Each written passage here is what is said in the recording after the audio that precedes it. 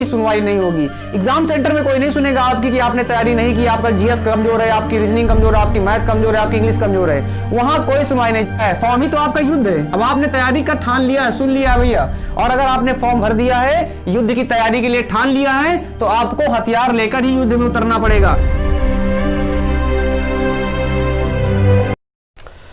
Hello, कैसे आप सब लोग। चलिए हम लोग आज बात करेंगे, बहुत ही इंपॉर्टेंट आज इंफॉर्मेशन है जिसके बारे में डिस्कस करना है।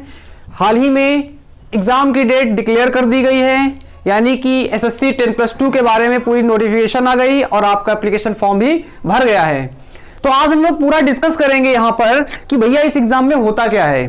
तो सीधी सी बात है, अभी तक तो चल रहा था कोरोना पीरियड, और कोरोना पीरियड अब अंतिम अवस्था में आ चुका है और एग्जाम पीरियड शुरू हो चुके हैं। वो चाहे एकेडमिक्स के एग्जाम हो या कंपटीशन के एग्जाम हो, दोनों ही लगातार तेजी के साथ शुरुआत हो चुकी है।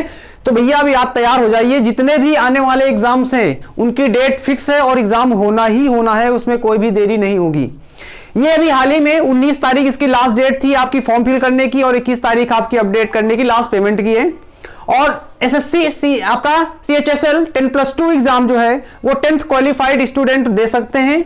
आपका 18 ईयर्स मिनिमम एज होनी चाहिए। आज हम इसी के बारे में पूरा डिस्कशन से समझेंगे कि भैया इस एग्जाम में कौन कौन सा पोर्शन आपका है, क्या क्या सिलेबस में आता है, कितनी मार्किंग है। तो जो लोग न्यू फ्रेशर्स हैं, नए स्टूडेंट हैं, उनके लिए बहुत जरूरी है इस वीडियो को अंत तक देखना। अगर उन्होंने एग्जाम्स के लिए फॉर्म भरा हुआ है तभी उनको समझ में आएगा बेसिकली सही तरीके से कि किस चीज की तैयारी करना है। क्योंकि आप प्रिपरेशन जब किसी चीज की कर रहे होते हो तो याद रखिएगा, प्रिपरेशन से पहले आपको प्लानिंग करना बहुत जरूरी है। अगर आपने प्लानिंग नहीं किया तो ये मान के चलिए आपकी प्रिपरेशन आपकी वर्थलेस हो जाएगी, क्योंकि आपकी डायरेक्शन ही नहीं फिक्स है। तो आज हम यहां पर समझेंगे कि आपके इस एग्जाम्स में क्या क्या सिलेबस में है और क्या क्या चीजें आने वाली हैं और कितना वेटेज है और कैसे पढ़ना है, इसके बारे में भी डिस्कस करेंगे। और फिर हम शुरू करेंगे, क्योंकि हम जीएस की बात कर रहे हैं तो जीएस का जो सिलेबस होगा उसको हम पूरा कंप्लीट कराएंगे अप्रैल में, यानी कि 12 से 27 अप्रैल आपकी एग्जाम डेट दिया जा रहा है टीयर फर्स्ट की। तो जरा हम शुरू से समझते हैं और फिर हम डिस्कस करेंगे जीएस के बारे में, कैसे हम लोगों को तैयारी करनी है और कैसे हम लोग इस CHSL यानी कि एसएससी 10+2 को लेते हुए चलेंगे आगे।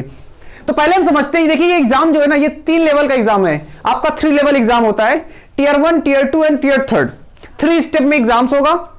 पहला जो पेपर है उसकी डेट डिक्लेयर कर दी गई है, बाकी टीयर 2 और टीयर 3 की डेट अभी डिक्लेयर नहीं है। टीयर 1 की जो डेट है वो आपकी 12 से 27 अप्रैल के बीच में एग्जाम कंडक्ट कराने की बात की जा रही है। अब ये एग्जाम आपका जो है, ये आपका जो लेवल है, बहुत ही अच्छा लेवल इसका एग्जाम में आ रहा है। एसएससी सीजीएल अगर आप देखें तो एसएससी सीजीएल तो यूपीएससी के बाद अगर कंडक्ट कराने वाला एग्जाम है भारत में तो दूसरे नंबर का सबसे बड़ा एग्जाम है। उसी प्रकार एसएससी 10+2 भी वही एग्जाम कराता है। स्टाफ सिलेक्शन आपका करा रहा होता है बोर्ड, तो कहीं ना कहीं कमीशन, स्टाफ सिलेक्शन कमीशन, तो कहीं ना कहीं आपको यह ध्यान में रखना है कि इसका भी एक लेवल होता है। आपका लेवल है तो आपको प्लस लेके ही चलना पड़ेगा। तो इसका जो कंडीशन है, पहला जो पेपर है आपका क्वालिफाइंग प्री जो कह सकते हो, मेरिट के आधार पर नंबर बनेंगे। तो इसमें 4 सब्जेक्ट बेसिकली हैं, और इन 4 सब्जेक्ट्स में अगर हम बात करें तो टोटल पेपर आपका आ रहा है 200 मार्क्स का, यानी कि 200 नंबर का पेपर होगा जिसमें आपके 100 क्वेश्चन होते हैं। ठीक है, बेसिकली आप ये समझ लीजिए 200 मार्क्स का क्वेश्चन होगा पेपर आपका, जिसमें 100 क्वेश्चन होंगे, और 100 जो आपके हैं इनका डिवीजन किया जा रहा है किसमें, 4 में, यानी कि 25 में। 4 सब्जेक्ट आपके बेसिकली हैं। वो कौन कौन से जरा यहां पे समझ लेते हैं। पहली कंडीशन, इंग्लिश आपका दे रखा है, रीजनिंग दे रखा है, मैथ्स दे रखा है, और आपका जीएस यानी कि जीए दे रखा है, जनरल अवेयरनेस। अब जरा इंग्लिश को समझते हैं। जब हमने कहा कि 100 क्वेश्चन होंगे तो भैया 25-25 क्वेश्चन सभी में जा रहा होगा। तो आपको समझना है इंग्लिश के भी 25 क्वेश्चन होंगे, और रीजनिंग के भी 25 क्वेश्चन होंगे, मैथ्स के भी 25 क्वेश्चन होंगे, और जीएस के भी 25 क्वेश्चन होंगे। 50-50 मार्क्स आपका ईच का हो जाएगा, यानी कि एक क्वेश्चन के 2 नंबर मिलेंगे आपका। माइनस मार्किंग भी यहां पर लगा रखी उन्होंने, और 0.5 आपका माइनस मार्किंग दे रखा है। अच्छा, एक चीज तो ये आप समझ लीजिए बेसिकली तौर पर, तो यहां से एक ये चीज समझ में आ रही है निकल करके कि हम लोग जैसे तैयारी करते हैं तो तैयारी करते समय हमारा होता क्या फोकस है कि हम मोस्टली क्या करते हैं, मैथ्स को 24 घंटे में 10 घंटे पढ़ रहे होते हैं, इंग्लिश को 3 घंटे पढ़ लिया, रीजनिंग को पढ़ते ही नहीं है, और जीएस को भी आधे 1 घंटे कभी देख लिया। लेकिन यहां से एक चीज तो क्लियर हो रही है भैया, सबका वेटेज बराबर है, और अगर सबका वेटेज बराबर है और सिलेक्शन लेना है तो प्रायोरिटीज आपको सबकी तय करनी पड़ेंगी। मैंने क्या बोला, प्रिपरेशन है, प्लानिंग है, लेकिन प्रायोरिटी भी तो देनी पड़ेगी ना। यहां प्रायोरिटी आपको देनी पड़ेगी, इसीलिए नया फॉर्मूला आपका क्या है, P क्यूब। प्रिपरेशन आपका है प्लस प्लानिंग प्लस प्रायोरिटीज। ये तीनों आपको तय करनी पड़ेगी कि आपको करना कैसे, सिलेक्शन लेना है तो सबको इक्वल वेटेज देना होगा। देखिए रीजनिंग हो गया, इंग्लिश हो गया, मैथ्स हो गया, ये तो मैं यहां पर डिस्कस नहीं करूंगा, लेकिन मैं जीएस के बारे में पूरा डिस्कशन करूंगा कि इस पेपर में क्या क्या आ रहा है। देखिए होता क्या है, जब कोई फॉर्म आता है तो हम लोग बेसिकली क्या करते हैं, फॉर्म भर देते हैं भैया, और एग्जाम की डेट आएगी तब लग जाते हैं अपनी पढ़ाई में, तैयारी में कि भैया जीएस पढ़ना है, इंग्लिश पढ़ना, मैथ पढ़ना है, रीजनिंग पढ़ना है। लेकिन ऐसा नहीं है, ऐसा नहीं होता है। सब चीजों में जीएस आ रही है, बैंक एग्जाम में भी जीएस आ रही है, एसएससी में भी जीएस आ रही है, एनडीए में भी जीएस आ रही है, सीडीएस में भी जीएस आ रही है, और आईएएस के एग्जाम में भी जीएस आ रही है, पीसीएस में भी आ रही है। तो कोई तो अंतर होगा ना। तो भैया जो हमारे सिलेबस में जो दिया गया है उसके अकॉर्डिंग पढ़ेंगे, और उस चीजों को हमें समझना पड़ता है कि भैया हमारे सिलेबस में जीएस का पोर्शन क्या है, मैथ का पोर्शन क्या है, रीजनिंग का क्या है, इंग्लिश में क्या पूछा जाएगा। अगर ये चीजें कॉन्सेप्ट क्लियर हो गई तो याद रखिए आपका पेपर बहुत ही आसानी से निकलेगा। और इसी चीज के लिए हम आज यहां पर बात करेंगे जीएस को लेकर के, और पर्टिकुलर फोकस करते हुए इसको हम अगले 3 महीने तक लगातार, यानी कि 12 अप्रैल तक हम जीएस का पूरा कंप्लीट यहां पर सिलेबस डिस्कस करेंगे। पूरा हर टॉपिक हम डिस्कस करेंगे जो यहां पर बात करेंगे तेजी के साथ में। और अगर आप लोग लगे हैं, जिन्होंने फॉर्म भरा है, तो आप लग जाइए पूरी शिद्दत से। आपको सारी चीजें फ्री में प्रोवाइड की जाएंगी विद क्वेश्चन आंसर, यानी कि जो हमारा जो अभी तक चल रहा था, हमने पॉलिटी की सीरीज लगभग कवर कर ली है। तो पॉलिटी की सीरीज में हमने हर टॉपिक के 50 क्वेश्चन डाल रखे हैं, यानी कि 20 मिनट में 50 क्वेश्चन हम सिंपली कोई भी टॉपिक पढ़ते हैं। फॉर एग्जांपल हमने राष्ट्रपति पढ़ा, राष्ट्रपति टॉपिक खत्म होते हम लोगों ने क्या किया, उसमें 50 क्वेश्चन लगाए 20 मिनट में, और हमने टॉपिक को कंप्लीट कर लिया। चलिए हम बात करते हैं जीएस का सिलेबस क्या सर। अब देखिए जीएस का सिलेबस बहुत आसान है, पहले हम यहां समझ लेते हैं जीएस का सिलेबस। अब ये क्यों कर रहे हैं, यहां पे मैंने देखो एक लिख रखा है, क्या एक लाइन ऐसे लिखी, मन आया मैंने सोचा इसको लिख देते हैं। क्या लिखा है, युद्ध के मैदान में हथियार लेकर उतरना वरना मारे जाओगे। इसका मतलब क्या है, इसका मतलब सीधा है कि अगर हम इतिहास में देखें, हिस्ट्री आपका टॉपिक भी पढ़ा हुआ है, हम डिस्कस करेंगे, बहुत सारे राजा हुए, युद्ध लड़े और मारे भी गए, कुछ जीते भी। कहीं ना कहीं जो कमजोर पड़ा वो मारा गया, और जो ताकतवर था वो सरवाइव करेगा। अगर आपने फॉर्म भर दिया है, फॉर्म ही तो आपका युद्ध है। अब आपने तैयारी का ठान लिया है, सुन लिया भैया, और अगर आपने फॉर्म भर दिया है, युद्ध की तैयारी के लिए ठान लिया है, तो आपको हथियार लेकर ही युद्ध में उतरना पड़ेगा। यानी कि आपने जिस चीज के लिए कंपटीशन की तैयारी कर रहे हैं और उसका फॉर्म भरा है, तो भैया उसकी तैयारी आपकी होनी चाहिए, कोई सुनवाई नहीं होगी। एग्जाम सेंटर में कोई नहीं सुनेगा आपकी कि आपने तैयारी नहीं की, आपका जीएस कमजोर है, आपकी रीजनिंग कमजोर है, आपकी मैथ कमजोर है, आपकी इंग्लिश कमजोर है। वहां कोई सुनवाई नहीं, जिसकी तैयारी होगी वही निकलेगा। इसी मतलब कहने का कि हथियार लेकर अपने उतरो, यानी कि अपना कंपटीशन जो है ना सर, उसको अपना कंपटीशन में जो पूछा रहा है उसको तैयार करके देखो। तो हम यहां जीएस की बात कर रहे हैं सर। जीएस का देखिएगा आपका टॉपिक आप बहुत सिंपल है। अब जब जाएंगे साइट में, तो साइट में जब आप सिलेबस डाउनलोड करेंगे तो वहां कंटेंट लिखा है क्लियर कट जीएस का सिलेबस। अब बहुत सारे 99% स्टूडेंट ऐसे हैं जो तैयारी में तो जुट जाएंगे, लेकिन वो आपका सिलेबस को कभी नहीं पढ़ेंगे। पहला सिलेबस में लिखा गया है पर्यावरण जागरूकता, यानी कि इन्वायरमेंट अवेयरनेस। अब इन्वायरमेंट को तो हम लोग पूरी तैयारी हो जाती है फिर भी नहीं पढ़ते हैं, नॉर्मल छोड़ ही देते हैं। लेकिन जीएस के सिलेबस की शुरुआत ही वो इन्वायरमेंट से कर रहा है, कह रहा है इन्वायरमेंट अवेयरनेस होनी चाहिए, पर्यावरण की जागरूकता होनी चाहिए। तो पर्यावरण से रिलेटेड अब इसमें हमको पढ़ना क्या है, अब समझते चलिएगा। हम पूरा एग्जाम ओरिएंटेड ही लेते हुए चलेंगे, ऐसा नहीं कुछ भी पढ़ाते चल रहे हैं। तो यहां पर क्या है, जैसे कोई समिट होती है, कोई सम्मेलन होता है, ठीक है, इंटरनेशनल लेवल पर, ठीक है, जैसे आपका कॉफ हो गया, कॉन्फ्रेंस ऑफ पार्टीज होता है, पेरिस समझौता जैसे कि आपका बहुत चर्चा में रहता है, अभी भी है। हिंदुस्तान यानी कि भारत हमेशा पर्यावरण के प्रति काफी झुकाव रखता है अपना। तो कहीं ना कहीं इससे रिलेटेड आपकी चीजें हैं, रामसार से रिलेटेड क्वेश्चन बनते हैं, ओजोन लेयर आपकी काफी चर्चा में रहती है। तो जो भी जलवायु क्लाइमेट आपका चर्चा में रहता है, हाल ही में बहुत सारे देशों ने अपने यहां क्लाइमेट इमरजेंसी अप्लाई की है, तो सारे महत्वपूर्ण है। इसीलिए पर्यावरण जागरूकता बहुत महत्वपूर्ण टॉपिक है। इसके बाद दूसरा जब आप पॉइंट वहां सिलेबस में देखेंगे तो वहां पर बात कर रहा है करंट अफेयर के बारे में। वहां करंट अफेयर के बारे में पर्टिकुलर उसने डिस्कस किया हुआ है कि भैया करंट अफेयर के बारे में आपको, इवेंट्स के बारे में आपको नॉलेज होनी चाहिए कि आपके आसपास सराउंडिंग में हो क्या रहा है।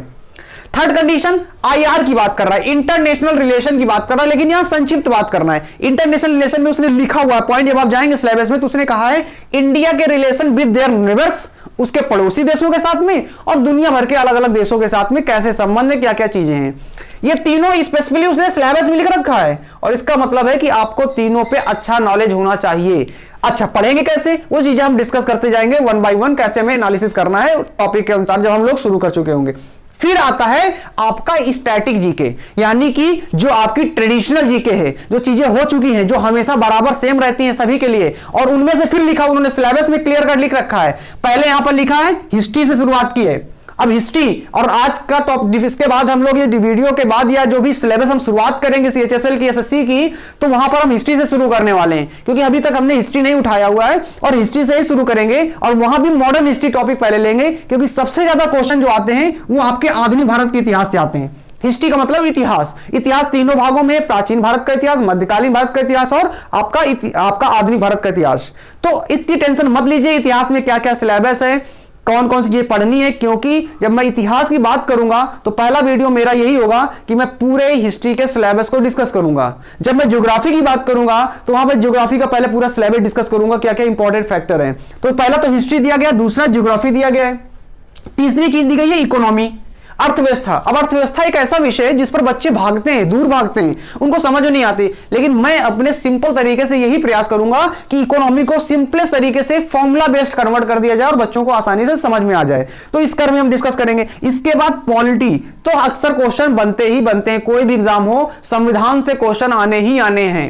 तो भैया संविधान के बारे में हम लोगों ने लगभग 30 के ऊपर आसपास वीडियो डाल रखे हैं, 30 वीडियो के ऊपर हमने डाल रखे हैं, और सबके क्वेश्चन भी पढ़े 50-50 हर वीडियो के लगभग। तो भैया वहां से जाकर आप देख सकते हो, लेकिन एग्जाम के आने तक हम लोग इसको फिर से रिवाइज करेंगे एक बार, ठीक है। इसके बाद कुछ चीजें और है, जैसे कल्चर हो गया।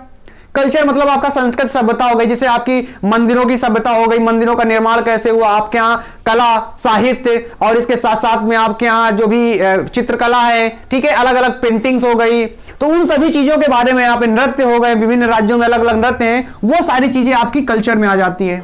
और आखिरी बचता है आपका जनरल साइंस, यानी कि सामान्य विज्ञान। सामान्य विज्ञान में आपका केमिस्ट्री, फिजिक्स और बायोलॉजी, जीव विज्ञान, रसायन विज्ञान और भौतिक विज्ञान से अवेयरनेस वाले क्वेश्चन पूछते हैं। वो नहीं पूछा जाता जो 12th क्लास में आपको पढ़ते आ रहे हैं, 10th क्लास में पढ़ते आ रहे हैं, इसलिए आपको यहां पर भी जनरल अवेयरनेस पढ़नी पड़ेगी। इसका एक अलग तरीका होता है पूछने का, तो हमें उन सारी चीजों को समझते हुए चलना है। तो मुद्दे की बात यह है कि जो लोगों ने फॉर्म डाला है, तो आप ईमानदारी से तैयारी करना शुरू करिए। अगर आप ईमानदारी से तैयारी नहीं कर रहे हैं तो फिर कोई मतलब नहीं है फॉर्म का।